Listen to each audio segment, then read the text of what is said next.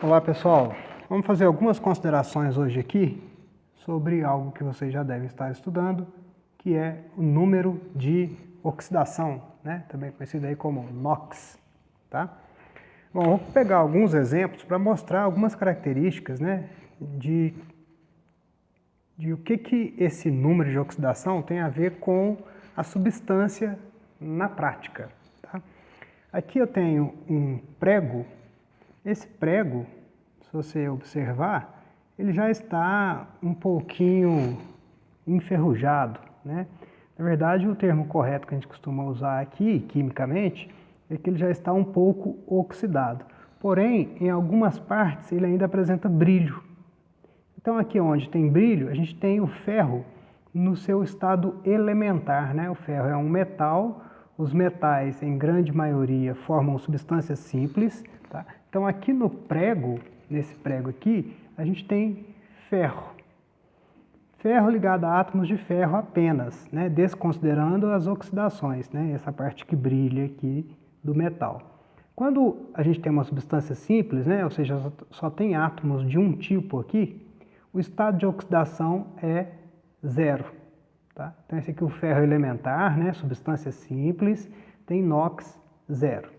Agora eu vou pegar um outro prego que eu achei jogado por aí.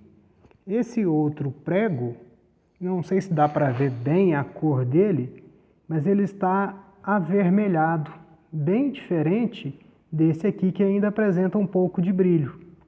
Esse que está avermelhado está muito mais oxidado, tá? Ou seja, eu posso dizer então que foi formado na superfície desse prego, se ele está oxidado, vamos para perceber a diferença na coloração aí. Vou chegar mais perto, vai perder um pouco o foco, mas vai dar para ver a coloração pelo menos, tá?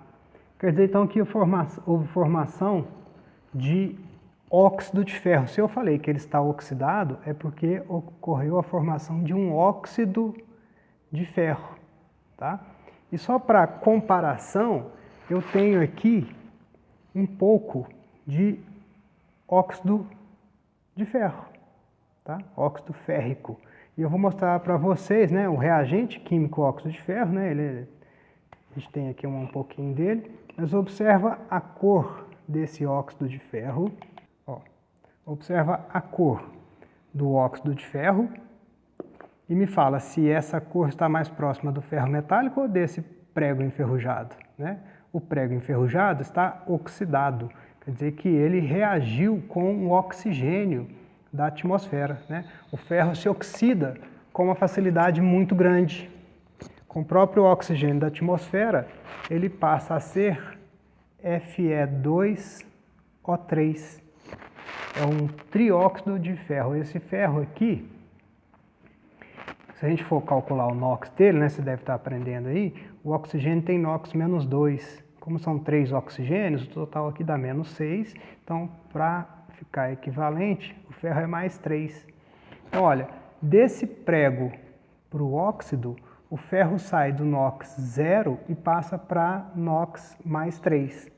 Ou seja, houve uma variação no estado de oxidação. E quando varia o estado de oxidação? Né? Eu estou comparando aqui só o óxido de ferro que está na superfície aqui do prego. O que eu quero dizer é comparando com esse pó aqui, ó. Esse pó avermelhado, o óxido de ferro, tem as mesmas características que o ferro metálico?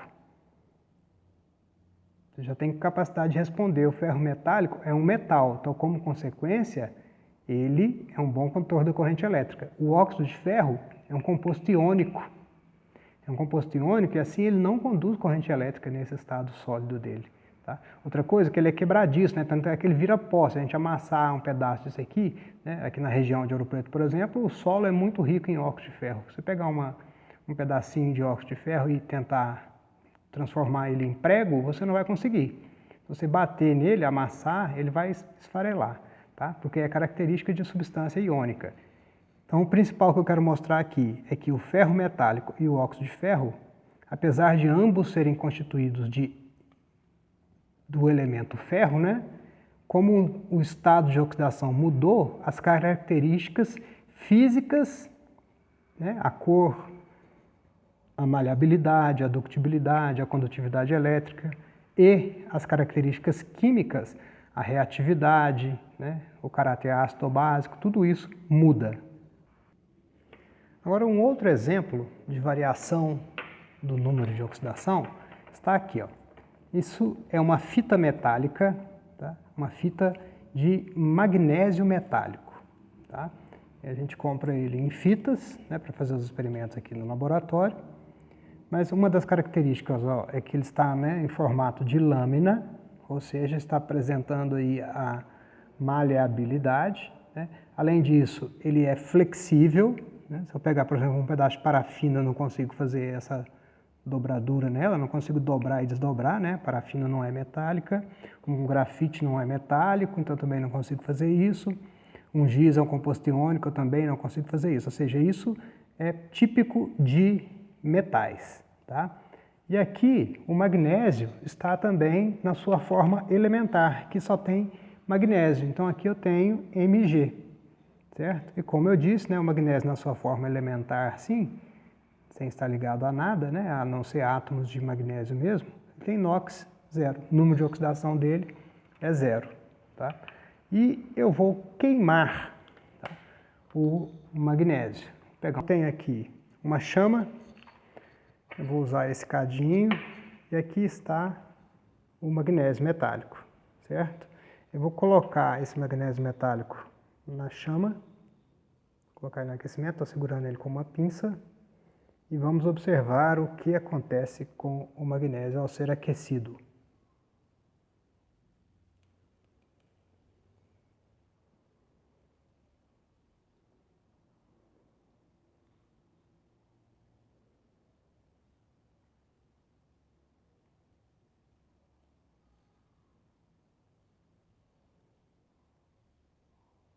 Pronto, vou apagar o fogo aqui. Mas você viu a fita de magnésio sendo queimada, né? Ela era cinza e agora ela se quebrou, caiu aqui, ó. O restinho do magnésio aqui. Observe as características do produto formado. O magnésio era flexível, né, e de cor cinza metálica, né? E olha o que aconteceu. Formou um sólido branco. E esse sólido branco ele não é flexível. Quando eu aperto ele um pouquinho aqui com a espátula, ele vira um pó. Esse sólido branco aqui, ele foi formado porque, devido à energia que eu forneci para o sistema, né, para o magnésio, ele reagiu com o oxigênio do ar. Esse pozinho branco, né, resultante da queima do magnésio, é o óxido de magnésio. O magnésio, depois de oxidado, né, ele se transforma em óxido de magnésio, MgO.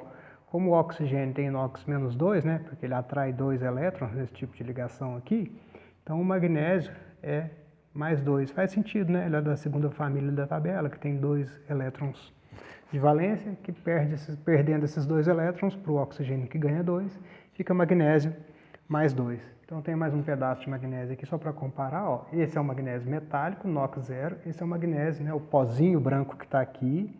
Né, sobrou um pedacinho de magnésio que não queimou, mas o pozinho branco é óxido de magnésio. Então, essas duas substâncias contêm magnésio, mas são coisas completamente diferentes. E a diferença está basicamente nessa variação do NOx. Como o NOx aumentou do magnésio de 0 para mais 2, a gente fala que ele sofreu uma oxidação. O magnésio foi oxidado a magnésio mais 2. E com isso as características das substâncias mudam. Tá? Com a variação do NOx, as características físicas e químicas geralmente mudam. Continuando a nossa experiência aí sobre número de oxidação, eu vou usar agora esses 2 béqueres, vou usar o cobre metálico, né, que tem essa cor característica dele aqui, e vou usar o prego metálico também, né, que tem esse brilho metálico característico dele aí, certo? Reparem bem na cor do cobre, na cor do ferro metálico, e eu vou adicionar no becker da esquerda um pouquinho de nitrato de prata.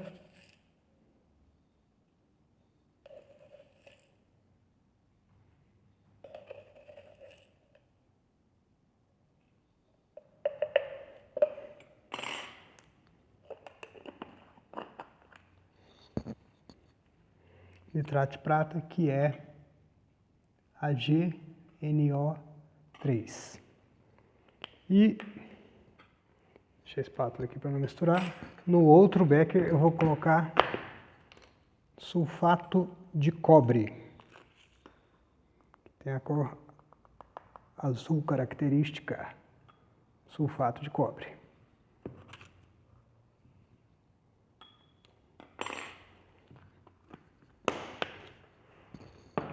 Eu vou adicionar água destilada, aos 2 beckers. Ou seja, eu vou preparar 2 soluções, né?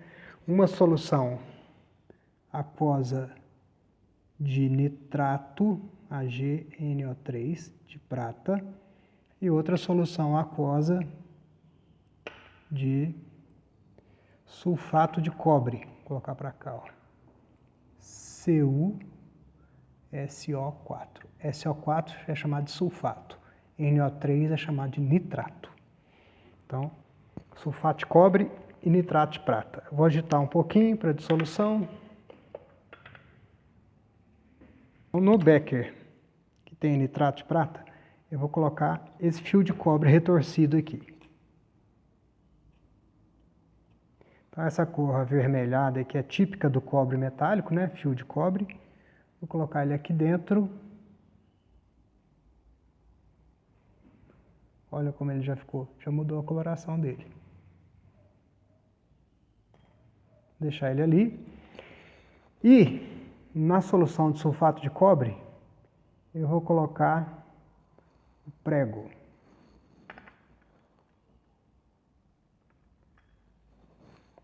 Nós vamos esperar um tempo e observar o que acontece. Então aqui no nitrato de prata foi adicionado cobre metálico, que é o cobre sua forma 0, né?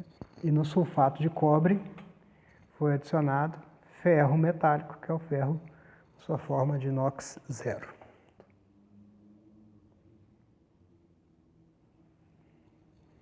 Vou deixar a reação acontecendo aí e depois eu vou acelerar o vídeo, tá? Nesse becker, a gente tem 2 elementos metálicos, que são o cobre e a prata. A prata tem NOx mais 1, porque o nitrato todo tem NOx menos 1. É a carga do íon nitrato, é menos 1, e a carga do íon prata é mais 1. Quando a prata está com NOx mais 1, como eu desenhei aqui, mais 1 é a sua forma oxidada. Tá? A forma oxidada da prata é a forma mais 1. E o cobre, quando ele está com NOx 0, qualquer metal com NOx 0, está na sua forma reduzida. Tá? Então aqui a gente tem a prata oxidada e o cobre reduzido, na sua forma reduzida. Vou colocar assim, né? Cobre reduzido. Certo? Antes de ocorrer a reação entre eles. Existe uma coisa que vocês vão estudar bem mais para frente, provavelmente só no 3º ano, que é chamada de potencial de redução. Não importa muito o que é isso agora, mas se eu coloquei o cobre reduzido em contato com a prata oxidada e ocorreu uma reação entre eles, e essa reação, se a gente tivesse como fazer isso, de tirar esses cristalzinhos que se formaram sobre o cobre e analisar, esses cristalzinhos, eu não sei se vocês conseguem ver daí, que brilham, esses cristais são cristais de prata.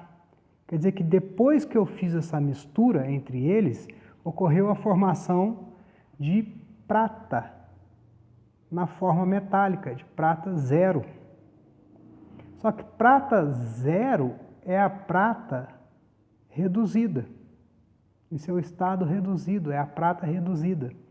Antes ela estava oxidada, mais 1. Quando ela entra em contato com um metal, e se ela tiver um poder de redução, né, um potencial de redução, que vocês vão estudar depois, maior do que o desse outro metal, ela vai se reduzir. Em contrapartida, o cobre vai se oxidar e vai passar para mais 2, que é a sua forma oxidada. Então a reação que acontece aqui é uma redução da prata, redução é o contrário de oxidação, tá, gente? E uma oxidação do cobre.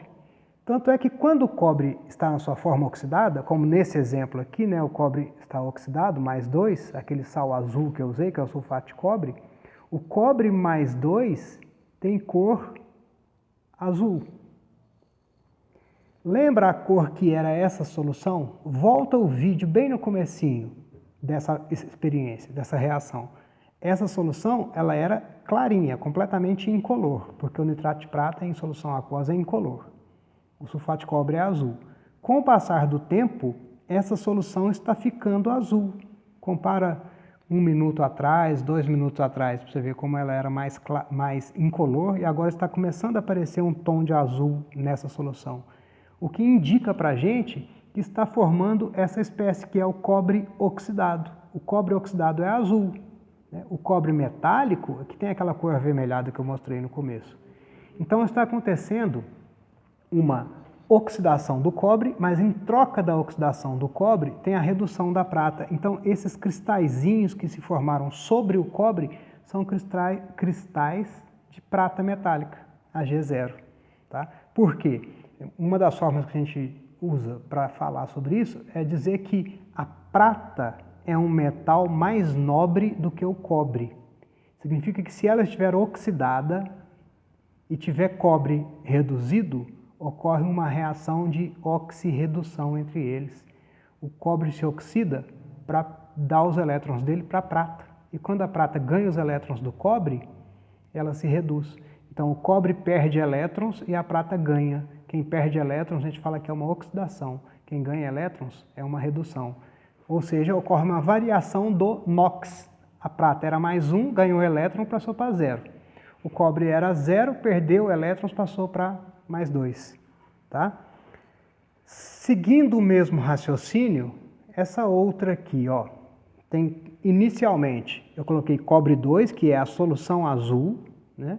E o ferro metálico, que é cinza metálico, certo? Bom, se eu for falar nos mesmos termos que eu falei antes, quem vocês acham que é mais nobre? O metal cobre ou o metal ferro?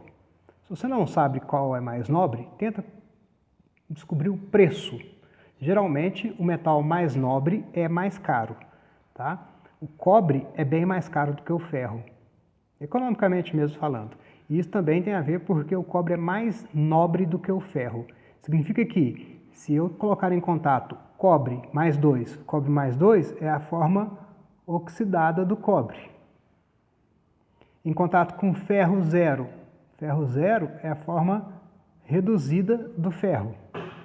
Se eles entrarem em contato, e se o cobre realmente for mais nobre do que o ferro, seguindo o exemplo anterior, o que tem que acontecer? Esse cobre tem que se reduzir para cobre 0. E o ferro tem que se oxidar para ferro 2 ou ferro 3. Né? Depende das condições, ele pode se oxidar para 2 ou 3. O 3 é o mais estável.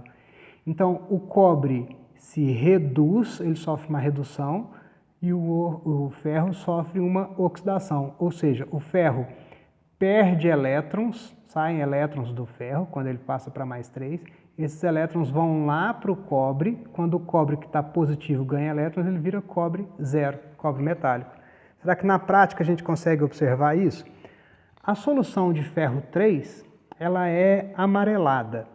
Eu não sei se dá para você perceber, mas volta um pouco o vídeo, observa a cor dessa solução, volta lá 2 minutos, 3 minutos. Inicialmente era uma solução bem azul. Quando o azul se mistura com esse amarelado do ferro aqui, ela começa a ficar meio esverdeada. Então compara as cores, tira um print lá no comecinho do azul que estava aqui e compara com o azul de agora. Tá? Vê se esse não está mais esverdeado por causa da presença de ferro 3, que é amarelo. E outra coisa, eu vou tirar o prego daqui. Vamos ver se vai dar para ver uma coisa no prego. E eu não sei se vocês conseguem ver a coloração que ele adquiriu nesse processo aí.